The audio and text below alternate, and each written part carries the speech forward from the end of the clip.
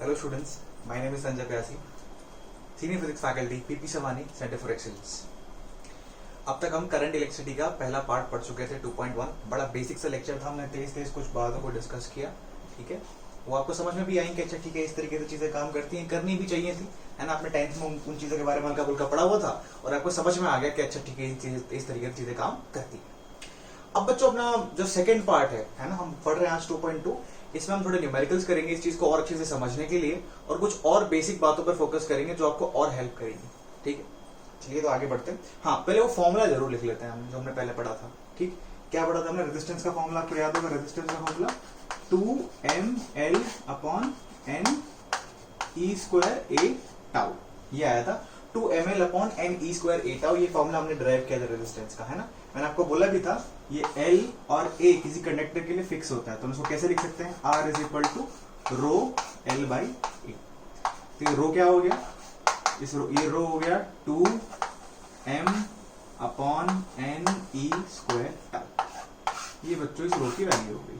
ठीक है, अब ध्यान से देखते हैं, समझते हैं इन फॉर्मूलों को अच्छे तरीके से एनालाइज करते हैं, धीरे धीरे प्यार से पढ़ के आगे बढ़ते हैं. ये R बच्चों क्या है? रेडियस सर्कल का नहीं, ऐसा कुछ नहीं है. ना ही तो R ये रेडियस है, ना ही यूनिवर्सल गैस कांस्टेंट है. ये R है रेजिस्टेंस. ठीक है, तो बच्चों रेजिस्टेंस किस पर डिपेंड कर रहा है? आपको दिख रहा है resistance is directly proportional to length and area. तो एक बिल्कुल बढ़िया शानदार सितारा बनाएंगे अपन और बना के लिखेंगे the resistance of a conductor. The resistance of a conductor is dependent on the shape and size of the conductor. Is dependent on the shape and size of the conductor. Is dependent on the shape and size of the conductor. इसको ध्यान से लिख लीजिए आप. The resistance of a conductor is dependent on the shape and size of the conductor. Resistance जो होता है वो shape और size यानी कि लेंथ और एरिया वगैरह पर डिपेंड करता है. अब यहां से एक और बात ध्यान से देखें, अगर हम देखें, हाँ एक और इंपॉर्टेंट बात, ये रो क्या है? रो है रेजिस्टिविटी, है ना. रो मतलब बच्चों रो होता है रेजिस्टिविटी. ठीक है, रेजिस्टिविटी क्या है? ये मटेरियल की प्रॉपर्टी है. ठीक है, कि किसी मटेरियल की प्रॉपर्टी को कोई मटेरियल किस प्रकार से है, तो resistivity it is the property of the material. ये किसी मटेरियल की प्रॉपर्टी है. ठीक है, जिन चीजों को मैं ऐसे नोट लिख रहा हूं वो मुझे आपको लिखवानी है, इसलिए आप लोग शांति से इनको लिख लीजिए. It is the property of the material. तो प्लीज कॉपी दिस थिंग.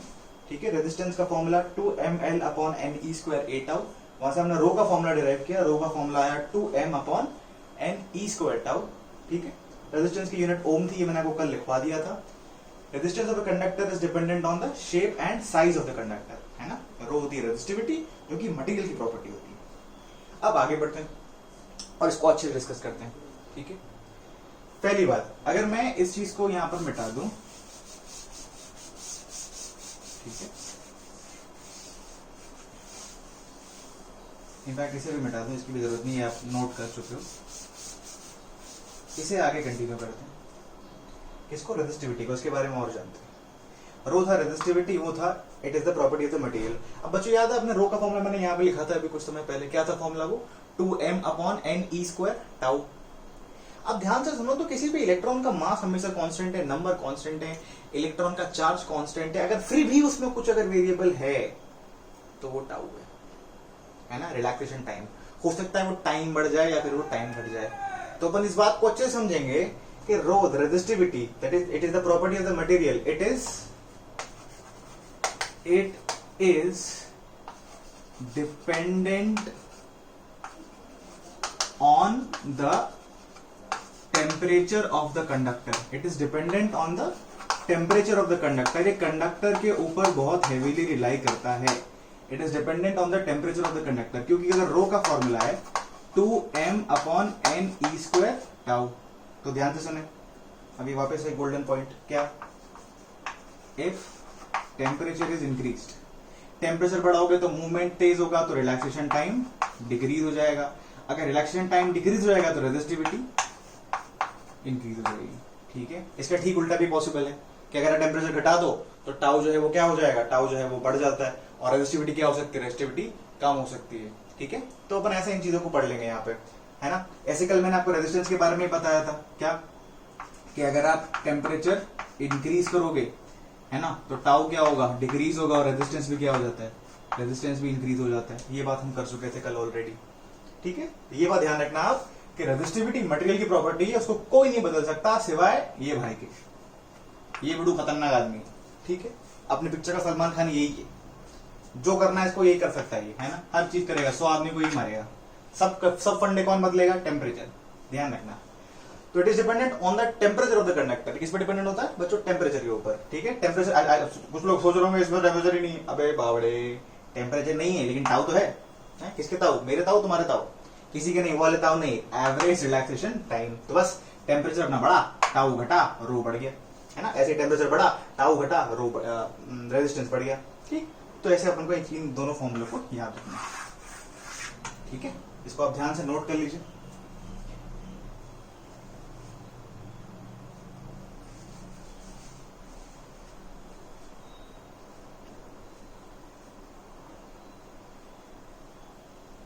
चलिए आगे बढ़ा जाए।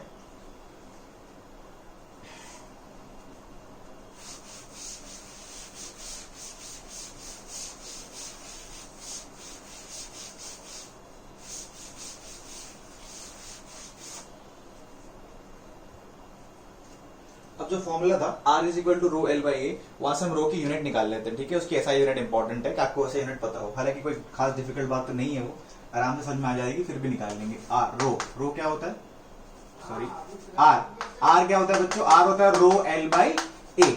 अब अगर आर रो एल बाई ए होता है तो हम समझ सकते हैं कि आर जो है उसकी यूनिट ओम है, एल जो है वो मीटर में होगा, और एरिया किस में होगा, मीटर स्क्वायर में। तो अगर ये मीटर में, ये मीटर स्क्वायर में, तो मीटर से मीटर कट गया, है ना, यहाँ पे मीटर, तो मीटर कट गया, नीचे क्या बच जाएगा, मीटर, वो मीटर यहाँ मल्टीप्लाई हो जाएगा। तो रो का फॉर्मूला क्या आ जाएगा बच्चों, मतलब formula in the sense rho की एसआई यूनिट क्या आएगी, SI unit of resistivity is ohm metre, है ना, या फिर ऐसे लिखते थे अपन ओम मीटर। तो ये बात अपन को समझ में आती है, ठीक है। अब कुछ बेसिक डेफिनेशंस, बेसिक बातें, ये आप केमिस्ट्री में अच्छे से पढ़ोगे, पर फिर भी मैं यहाँ पे बता दे रहा हूँ, है ना। एक होता है कंडक्टेंस, क्या होता है, कंडक्टेंस, है ना। कंडक्टेंस मतलब कौन सा कंडक्टर कितना अच्छा कंडक्ट करता है। ये क्या है, ये ठीक रेजिस्टेंस का उल्टा है। रेजिस्टेंस क्या होता था कि वो कितना ज्यादा रेजिस्टेंस ऑफर कर रहा है ना, कितना ऑब्स्ट्रक्शंस पैदा कर रहा है। तो कंडक्टेंस बेसिकली क्या होता है बच्चों, कंडक्शन होता है 1/r। क्या फॉर्मूला कंडक्टेंस का, it is basically defined as the reciprocal of resistance. ये डेफिनेशन ज्यादा काम की नहीं है, हम जैसे जल्दी लिख के आगे बढ़ सकते हैं, इसलिए मैं लिख रहा हूँ। कंडक्टेंस क्या है, this is reciprocal of resistance, है ना। इसको जी से बताते हैं बच्चों, किससे बताते हैं इसको, जी से, ठीक है। इसकी यूनिट क्या होती होगी, ऐसा यूनिट, ऑब्वियसली बात है 1/ओम, तो अपन क्या लिख सकते हैं, ओम इनवर्स, है ना। कुछ लोग उसको मो कह देते हैं, ठीक है। OHM का उल्टा क्या हो जाता है, मो। तो ये हमारा पहला पार्ट हो गया, ठीक। कंडक्टेंस की बात कर ली। एक और चीज बच्चों यहाँ पे होती है, उसे हम कहते हैं कंडक्टिविटी। क्या कहते हैं उसे, कंडक्टिविटी। वो क्या होती है बच्चों, सोचो लीजिए कंडक्टिविटी क्या होती होगी, सिंपल सा रेजिस्टिविटी का रेसिप्रोकल। तो इसकी डेफिनेशन क्या है, defined as the reciprocal of resistivity, है ना। और उसकी ऐसा यूनिट क्या होगी, ध्यान से देखो, इसकी ओम मीटर थी तो उसका उल्टा क्या हो जाएगा, ओम इनवर्स मीटर इनवर्स, या फिर क्या कह सकते हैं अपन, MHO, मो, और बाद में मो के बाद क्या लगा दो आप, मीटर इनवर्स। दोनों बात एक ही है, ठीक है। तो ऐसे आप इनको ध्यान से देख लीजिए और उसको नोट कर लीजिए कि आर जो है रेजिस्टेंस, रो एल बाई ए होता है। ऐसा यूनिट क्या होती है रेजिस्टिविटी की, ओम मीटर, कंडक्टेंस की ओम इनवर्स, और कंडक्टिविटी की ओम इनवर्स मीटर इनवर्स। तो इस प्रकार से हमने सारे फॉर्मूले जो है वो देख लिए और डिस्कस किए, ठीक है। इनको मैं मिटा देता हूँ, ये बड़ी बेसिक सी बात है। हम अपने क्वेश्चंस की तरफ बढ़ते हैं, न्यूमेरिकल्स की तरफ बढ़ते हैं, ताकि हम कुछ सीख।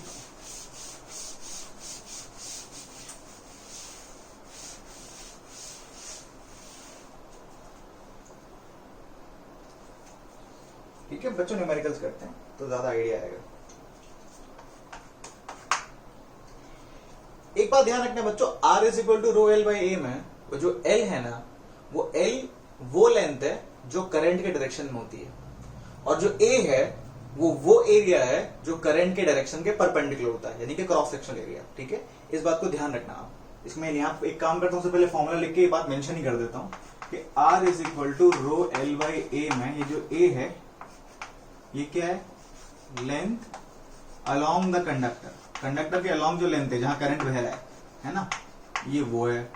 और ये क्या है, ये है perpendicular to the direction of current. ठीक है, अब जैसे ही आपने ये लिख लिया तो एक सिंपल सा सवाल करके बताते हैं। ठीक है, ये तो खैर सवाल नहीं हुआ, ये तो एक पॉइंट हो गया, एक नोट हो गया, सितारा वाला पॉइंट, डबल सा बना के इसको लिख लो जल्दी से। अब एक सिंपल सी बात, ये एक सवाल करके बताना है आपको। ये मैंने एक क्यूब बनाया बच्चों, क्या बनाया, क्यूब, क्यूब नहीं क्यूबॉइड, क्या है ये, क्यूबॉइड। डायमेंशन अलग अलग देता हूँ, थोड़ा कुछ तो सेंस बनेगा। ये साइड बी है, ये वाली साइड ए है, और ये ऊपर वाली कैसे लिखूं, ऐसे, ये ऊपर वाली साइड सी है। ठीक है, आई अमाउंट ऑफ करंट फ्लो कर रहा है, ऐसे आई अमाउंट ऑफ करंट फ्लो कर रहा है। ठीक है, और ऐसे ही नहीं, हर जगह से आई अमाउंट ऑफ करंट फ्लो कर रहा है। ठीक, ये जो मटेरियल है इसकी रेजिस्टिविटी कितनी दी हुई है आपको, इसकी रेजिस्टिविटी रो दी हुई है। ठीक है, आपको क्या बताना है, आपको ये बताना है कि रेजिस्टेंस क्या कैसा कैसा होगा अलग अलग डायरेक्शंस में। अलग अलग मतलब इसके तीन तो होंगे, है ना, एक तो करंट ऊपर से आ रहा है और एक कहां से आ रहा होगा, नीचे से आई करंट बह रहा है। ठीक है, एक तो इस हो गया, एक ये और ये हो गया, और एक कहां पे होगा बच्चों, एक ये होगा, अंदर और बाहर। ठीक है, सब में आई करंट ही फ्लो कर रहा है। हमें क्या बताना है, हमें रेजिस्टेंस बताना है। ठीक है, और रेजिस्टेंस सॉल्व करते हैं। क्या तरीका है सॉल्व करने का रेजिस्टेंस का, पहले अपन इसको करते हैं सॉल्व, इसको मैं 1 नंबर दे दे रहा हूँ। ठीक है, आर इज इक्वल टू बच्चों रो एल बाई ए होता है, तो सबसे पहले अपन लिखेंगे रो। रो क्या है, रेजिस्टिविटी, वो तो मटेरियल की प्रॉपर्टी, मटेरियल सेम है, रो नहीं बदलेगा। अब बात करते हैं लेंथ की। तो बच्चों जब करंट ऐसे सामने की तरफ फ्लो कर रहा है तो लेंथ कौन सी लेंगे अपन, ए बी के सी, अलोंग द कंडक्टर, जहां करंट बह रहा है वही डायरेक्शन में लेंथ भी लो, तो ए लेंगे अपन, है ना। तो रो इंटू ए अपॉन क्रॉस सेक्शनल एरिया, ये है अपना करंट। इसके जो परपेंडिकुलर एरिया हो वो हमें एरिया लिखना होता है। कौन सा एरिया परपेंडिकुलर है, बी इंटू सी, तो नीचे क्या आ जाएगा, बी सी। ठीक, ये आ गया हमारा आर, रेजिस्टेंस फॉर वॉल 1। ठीक, ऐसे अगर हम रेजिस्टेंस निकाल लें ये 2 वाले पार्ट के लिए, तो सोचो बच्चों रो सेम रहेगा। कुछ लोग सोचते हैं सर रो क्यों सेम आ रहा है, रो 1 रो 2 क्यों नहीं है। अरे बच्चों वो जो क्यूब है वो एक ही चीज है ना, वो मटेरियल सेम है, वो मटेरियल नहीं बदल रहा। अगर मटेरियल नहीं बदल रहा तो रो जो है हमारा वो सेम होगा। ठीक है, इसीलिए मैं रो जो है उसको सेम लिख रहा हूँ। आगे देखते हैं, रो तो हमने लिख दिया। अब बात करते हैं लेंथ की। तो लेंथ कितनी है, जब ये इस डायरेक्शन में फ्लो करेगा तो कितनी लेंथ होगी इसकी, सी। ठीक है, और डिवाइड बाई क्या करना पड़ेगा अपन को, ए, और इंटू बी, ये हुआ क्रॉस सेक्शन एरिया। देखो ध्यान से, ये ए तो ये भी ए, ये बी तो ये भी बी, तो कितना एरिया हो गया इसका, ए बी, है ना। ऐसे में R3 यहाँ थोड़ा स्पेस कम है तो R3 यहाँ लिख देता हूँ। रो ये अंदर की तरफ जा रहा है तो ये कितना है, बी, और अपॉन में क्या आ जाएगा, ए सी। ठीक है, तो ऐसे अपन ने 3 सॉल्व कर लिए। ये अपना R3 आ गया, रो बी बाई ए सी। ठीक है, इसको आप ध्यान से देखो और प्लीज इसको आप नोट कर लो।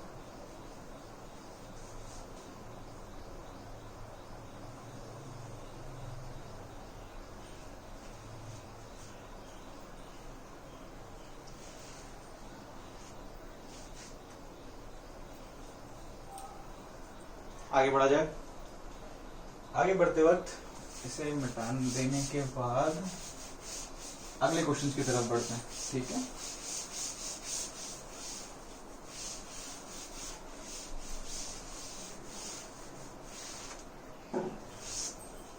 अगले क्वेश्चन। ठीक है, अगला क्वेश्चन क्या होगा बच्चों, अगला क्वेश्चन जो है वो यहाँ पे हम अब डिटेल में चर्चा कर रहे होंगे कि ये बहुत इंपॉर्टेंट प्रॉब्लम है, कंडक्टर्स के ऊपर आते हैं जब चेंज इन एरिया, लेंथ वगैरह पर जो है वो बात होती है। ठीक है, तो इन चीजों पर हमें विशेष ध्यान रखना होगा कि कैसे काम होता है। तो आइए इसको डिस्कस करते हैं अपन डिटेल में। कि एक ऐसा प्रॉब्लम मान लो कुछ आपको दिया हुआ है कि मैंने आपको एक कंडक्टर दे दिया, ठीक है, ऐसा इस टाइप से एक सिलिंड्रिकल कंडक्टर दे दिया, बढ़िया सुंदर सा कंडक्टर, तो मैंने कह दी इसकी लेंथ जो है वो L है। इसका क्रॉस सेक्शन एरिया कितना है बच्चों, ए। मेरे पास एक बैट था, बैट समझते हो, बल्ला छोटा, वो पता है पूरा पुराने जमाने में वो आंटी यूज करती थी कपड़े धोने के लिए, पाट पाट मारती थी उसको। ठीक है, पता नहीं उससे क्या होता था, कपड़े गंदे जरूर होते थे, बटन टूट जाते थे साले, मेरे खुद के टूट गए। तो अगर ऐसा ऊपर से मार रहे हैं अगर मान लो बल्ला, तो ये कंडक्टर क्या है, ये मेलिएबल, ये चपटा हो जाएगा। चपटा होगा तो ऐसे फैलेगा, है ना, ऐसे जैसे ऐसे ऐसे आगे की तरफ जाएगा, ऐसे फैल जाएगा। ठीक, तो अगर ये फैलेगा तो फैलने के बाद इसको हमने चपटा किया, दिस वाज बीटन अप। ठीक है, इसको हमने चपटा किया, दिस वाज बीटन अप। तो ये बच्चों एक्सटेंड हो गया, है ना, लंबा हो गया। कितना लंबा हो गया, दुगना हो गया अपने साइज के। L का था 2L का हो गया, है ना। अगर पहले इसका रेजिस्टेंस R था तो सवाल है find the new resistance. Question क्या है? फाइंड द न्यू रेजिस्टेंस, ये क्वेश्चन है बच्चों। अगर पहले रेजिस्टेंस जो है वो R था तो अब बताओ कि अब रेजिस्टेंस कितना होगा। देखो कैसे करेंगे इस क्वेश्चन को अपन। ठीक, R डैश नया रेजिस्टेंस क्या होगा?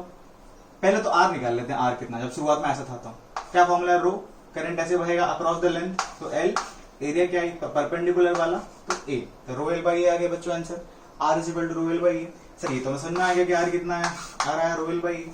अब ये समझ में आने के बाद एक बहुत इंपॉर्टेंट बात, क्या R तो आ गया सर, रो L बाई ए होता है। अब बताओ आगे क्या किया जाए? अब R डैश निकालते हैं। रो बदलेगा नहीं, वो मटेरियल की प्रॉपर्टी है। लेंथ की बात करते हैं, लेंथ कितनी कर दी बच्चों? लेंथ तो डबल कर दी मैंने, 2L। और एरिया क्या होगा? एरिया A होगा। नहीं, ये होना इम्पॉसिबल है, ऐसा कभी नहीं होता। ये चीज कुछ बच्चों को समझ में नहीं आती कि सर एरिया कैसे बदल गया।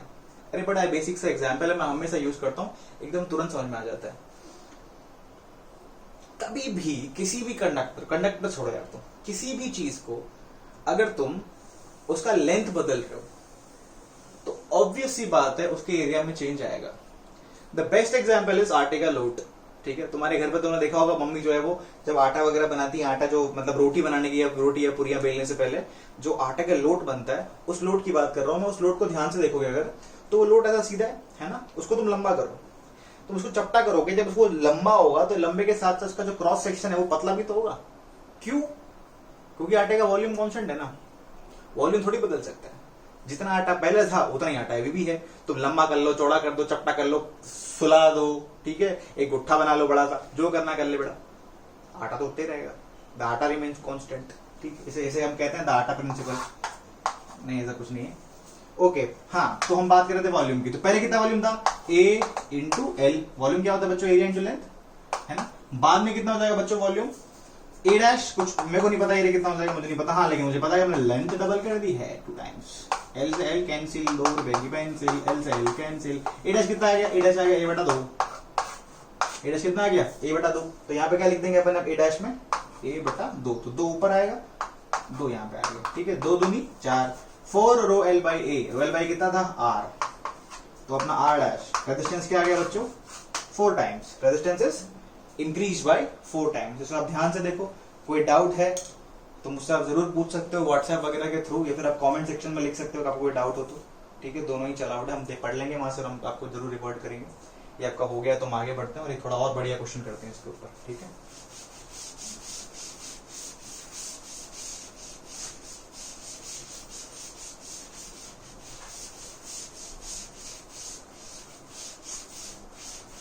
ठीक है। अब अगला क्वेश्चन जो करेंगे हम लोग, ये क्वेश्चन मैंने कॉम्पिटिटिव एग्जाम में देखा था। ठीक है, वहां का क्वेश्चन है ना, अच्छा क्वेश्चन है, बढ़िया क्वेश्चन है। यही फंडे पे, ये लेंथ बढ़ाने वाले फंडे पे थोड़ा सा बस अलग है। अब की बार यहाँ हमने अभी क्या किया, हमने सीधी लेंथ को डबल किया, पूरा लेंथ बढ़ा दिया। अब क्या करेंगे अपन, एक साइड से चपटा करेंगे। ठीक है, पहले अपन ने यूनिफॉर्मली चपटा किया था, थोड़ा L से 2L कर दिया था। अब करते हैं एक साइड से चपटा करते हैं। ठीक है, यानी कि मैं क्या बोल रहा हूँ सुनना जरा। देखो, मान लो अगर ये कंडक्टर है जिसकी लेंथ कितनी थी बच्चों? L। तो मैंने क्या किया, इसके किसी एक पार्ट को, लेट अस सपोज ये X, इस X पार्ट को ही चपटा किया, इसको ही पकड़ा और इसको ही चपटा किया बल्ला मार के, तो यही चपटा हुआ। अब ऑब्वियस सी बात है, चपटा होगा तो इसका लेंथ बढ़ जाएगा, तो ये कंडक्टर ऐसा हो गया। यहां पे कुछ नहीं हुआ है, ये वाला जो पार्ट है इसका वो चपटा हो गया, आगे की तरफ बढ़ गया। ठीक है ना, ये पार्ट चपटा हो गया, इसका आगे की तरफ बढ़ गया। इस तरीके से बढ़ा कि जो टोटल लेंथ है कंडक्टर की कितनी होगी बच्चों? टोटल लेंथ होगी 1.5L। ठीक है, इस तरीके से बढ़ा कि टोटल लंबाई जो है वो लंबाई कितनी हो गई? टोटल लंबाई होगी 1.5L। इसका रेजिस्टेंस पहले R था, कितना था? R। और ये सब करने की वजह से हो गया 1.5R। तो हमें क्या बताना है? हमें ये बताना है कि व्हाट वाज दिस पार्ट। ठीक है, हमें क्या बताना है? What part was beaten up. ठीक है, कौन सा पार्ट जो है इसको हमने तोड़ा था, बीट कर दिया था, मतलब तोड़ तोड़ के खत्म कर दिया था।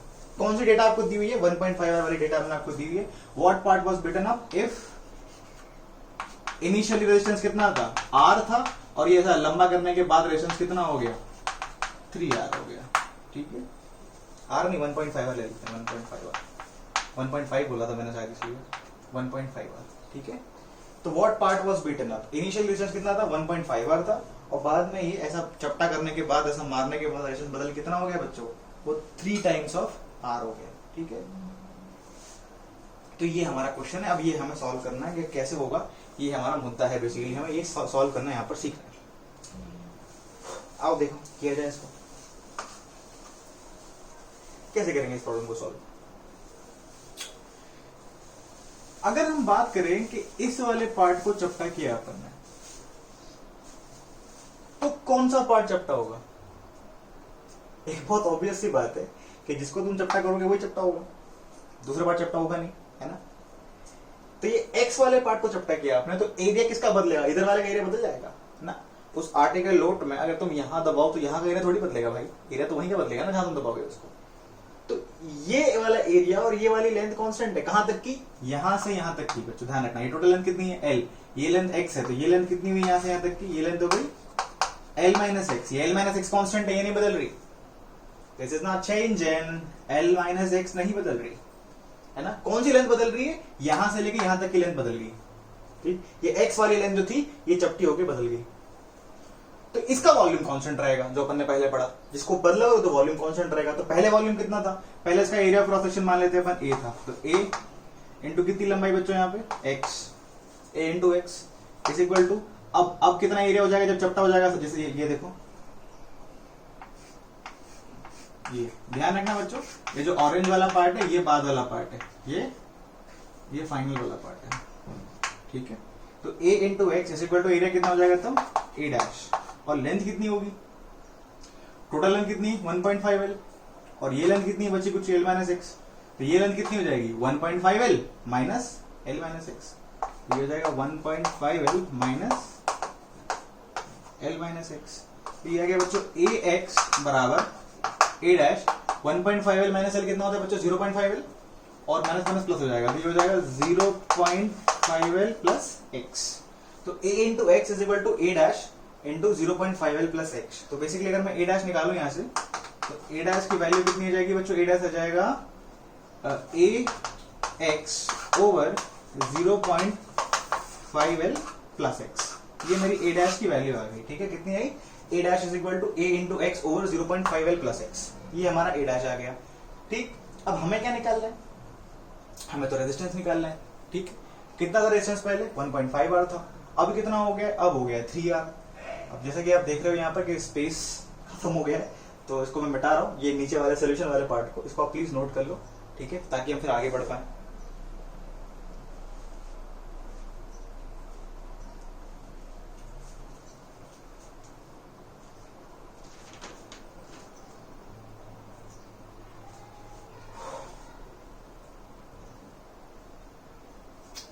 हो गया वाला पार्ट नोट।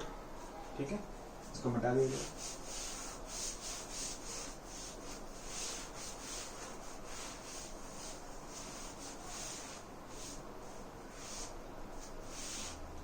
ठीक, अब दिमाग लगाया जाए थोड़ा।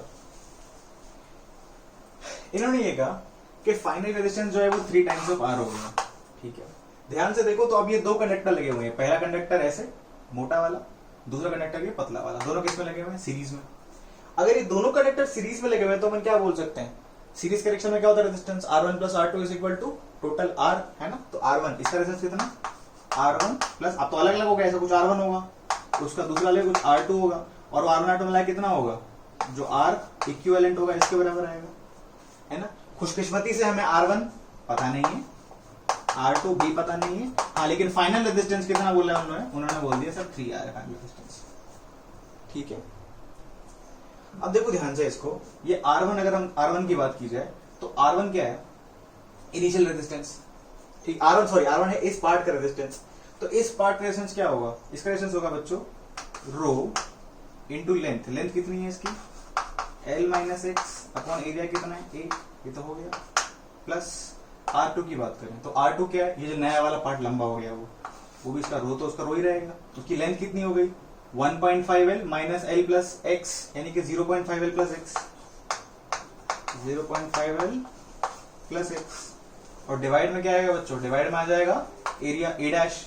ए डैश हमने अभी पहले निकाला था, कितना आया था A dash, A into x upon 0.5L plus x, तो वो ऊपर जाएगा तो इसका स्क्वायर हो जाएगा, is equal to 3 times of R, है ना। आर मतलब जो इसका रेजिस्टेंस होगा वो क्या होगा, रो एल बाई ए। ये मैंने फालतू ले लिया, ऐसा लग रहा है कोई काम करनी साइड डेटा, ठीक है। खाली आपको ये बोलना चाहिए था कि फाइनल रेजिस्टेंस आ रहा है ना, तो अब ये इसको मिटा भी दो ना, कोई मतलब का नहीं था। What part was beaten if the final resistance is, if the final resistance 3R, तो 3L बाई ए आ गया। अब कौन सा आइटम निपट रहा है यहाँ पे, ध्यान से देखो, रो से रो निपट गया पूरे में, ए से ए भी निपट गया, है ना, खाली एल और एक्स रह गया। अब मैं खुश हूं, क्योंकि मुझे तो एक्स ही निकालना था, तो रो बाय ए से रो बाय ए से रो बाय ए कैंसिल, है ना। ये हो गया एल माइनस एक्स यहाँ पर, तो L minus x plus 0.5L plus x का होल स्क्वायर, ए स्क्वायर प्लस ए स्क्वायर कितना आ जाएगा 0.25 L square plus x square plus 2ab, तो कितना हो जाएगा एल एक्स, है ना। और इसके पूरे में अपॉन में क्या है, अपॉन में एक्स है, इज इक्वल टू आ गया बच्चों 3L, ठीक। अब जैसे ही ये x यहां जाएगा तो क्या हो जाएगा, ये हो जाएगा L x minus x square plus 0.25 L square plus x square plus L x is equal to, divide में टोटल x होगा, x वहां चला जाएगा, तो कितना हो जाएगा बच्चों 3LX। तो माइनस एक्स स्क्वायर से प्लस एक्स स्क्वायर जो हो गया वो क्या हो गया, कैंसिल हो गया। इस वाले पार्ट को मैं ऊपर सॉल्व कर रहा हूँ वापस से, सेम इशू, इतना बड़ा बोर्ड है कि सालों साल मिटाना नहीं पड़ रहा मुझे, है ना। आओ, LX प्लस LX हो गया बच्चों 2LX, तो ये हो गया twice of LX plus 0.25 L square बराबर 3LX, तो ये वहां जाएगा तो जाएगा LX, तो 0.25 L square is equal to LX, तो एक L से एक L कट गया, तो कितने पार्ट को बीट किया था 0.25 L यानी कि L बाई 4 को, तो एक चौथाई हिस्से को मैंने मार मार के चपटा कर दिया होगा। तो ये हमारा प्रॉब्लम सॉल्व हो गया, और हमारा फाइनली आंसर क्या है इस क्वेश्चन का, x जो है वो हमारा है यहाँ पे बच्चों L बाई 4, ठीक है। तो इस प्रकार से हमने इस क्वेश्चन को जो है सो सॉल्व किया, और यहाँ पे हमने अपना आंसर निकाल पाए हम कि हमारा आंसर कितना है, x आया हमारा L बाई 4, ठीक है। इसको आप प्लीज नोट कर लीजिए, वापस से बड़ा इंपॉर्टेंट सवाल था, बहुत अच्छा क्वेश्चन था। एक लास्ट क्वेश्चन दे रहा हूं मैं आपको, ठीक है, उसके बाद हम उसको आगे बढ़ेंगे इसके।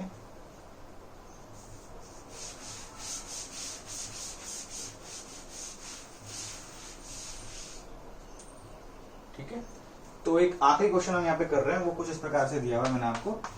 सिलेंडर समझते हैं आप लोग, एक सिलेंडर है, ठीक है ना, सॉलिड सिलेंडर पहले तो, और बाद में उसके बाद एक दूसरा जो पार्ट है, उन दोनों के बीच में वेकेंट स्पेस है। फॉर एग्जांपल समझना आप, ऐसा आर रेडियस का एक सिलेंडर है, उसके ऊपर एक 2R रेडियस का सिलेंडर है, ठीक है। लेकिन जो 2R रेडियस का सिलेंडर है वो एक हॉलो सिलेंडर है, और जो R रेडियस का सिलेंडर है वो एक सॉलिड सिलेंडर है, ठीक है। इस प्रकार से क्वेश्चन है, ठीक है।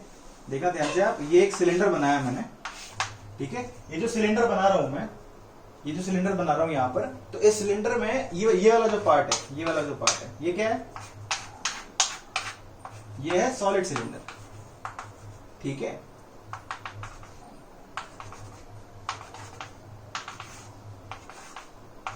ये ऊपर से एक और पार्ट, ये कौन सा है, हॉलो, ठीक है। अब यहां से करंट बहना है, करंट को इस पार्ट में से जो टोटल है बह के जाना है, ठीक है। बहने दे मुझे, बहने दे, है ना। तो क्वेश्चन ये है आपसे, अगर इसकी लंबाई L है, ठीक है, इसकी लेंथ कितनी है L, और इसमें करंट जो है वो फ्लो कर रहा है इस पूरे में, तो आपको बताना है रेजिस्टेंस कितना है। अगर ये रेडियस जो है वो R है, और ये रेडियस कितना है टोटल 2R, ठीक है, कितना है टोटल 2R, तो हमारा क्या आंसर आएगा, कैसे सॉल्व होगा ये, सिंपल। पहले हम लिख लेंगे रेजिस्टेंस का फॉर्मूला क्या होता है, रो, लेंथ कितनी है, लेंथ तो L ही है, अपॉन एरिया। अब बताओ कौन से एरिया में फ्लो कर रहा है, यार ये तो पूरा हॉलो ही है, कोई मतलब नहीं है, तो खाली इतने में करंट फ्लो करेगा, है ना। तो डिवाइड में क्या आ जाएगा, सिंपल, इसका एरिया हम पाई आर स्क्वायर, खत्म। अरे सॉरी, इस आर को छोटा आर लिख लेते हैं अपन, तो फिर मिक्स हो जाएगा, है ना, पाई आर स्क्वायर। ये हमारा आंसर आ गया, ठीक। तो बस सिंपल क्वेश्चन था, खाली लग रहा था कि क्या क्या कर रहे हो सर, अरे इधर ही तो है ना, यहीं से तो मूव करेगा, ठीक। अब इसका ठीक उल्टा क्वेश्चन कर लें, क्वेश्चन नंबर 4, क्या कि जो ये वाला पार्ट है ये हॉलो है और जो बाहर वाला पार्ट है वो सॉलिड है, तो तब आंसर क्या आएगा, आर डैश। रो सेम रहेगा, लेंथ लंबाई सेम रहेगी, पर एरिया कौन सा हो जाएगा, अब इधर थोड़ी फ्लो कर सकता है वो, तो कहां फ्लो करेगा, बाहर, है ना, बाहर मतलब कितने एरिया में, अब वो फ्लो करेगा 3 पाई आर स्क्वायर एरिया में। जल्दी सोचो ये 3 कैसे आया, 3 कैसे आया, 3 कैसे आया सर, 3 कैसे आया, 4 आना चाहिए था सर, है ना, अरे ना बच्चे, ये तो हॉलो है ना यार, तो टोटल पार्ट मगर 2r रेडियस है टोटल का, तो 4 पाई आर स्क्वायर, पर वो हॉलो है, वहां से तो करंट बहेगा नहीं, तो पाई आर स्क्वायर में से करंट नहीं बहेगा, तो 4 pi R square minus pi R square यानी कितना, 3 पाई आर स्क्वायर, तो हमारा रेजिस्टेंस कितना आएगा, rho L upon 3 pi R square, यानी कि जो पहला रेजिस्टेंस आ रहा था उस रेजिस्टेंस का कितना, उसका तीसरा हिस्सा, ठीक है, r/3, ठीक। तो ये हमारा करंट इलेक्ट्रिसिटी का लेक्चर नंबर 2 था, 2.2 था बेसिकली, ठीक है, ये हमने इस प्रकार से पढ़ा है इसको, और ऐसे हमने समझा कि कैसे रेजिस्टेंस जो है वो अलग अलग सिस्टम्स में हम इसको और सॉल्व करते हैं। फर्दर आने वाली क्लास में हम इसको और डीपली पढ़ रहे होंगे और अच्छे प्रॉब्लम्स को हम पढ़ रहे होंगे। जितना अच्छा आपका रेजिस्टेंस आएगा उतना अच्छा आपका ऑटोमेटिकली हीट हो जाएगा, और अगर आपको हीट आता है तो ये आपको ऑटोमेटिकली और अच्छा आ जाएगा, ठीक है। So this was basically the end of the lecture, ठीक है। Take care of yourselves, thank you so much, bye.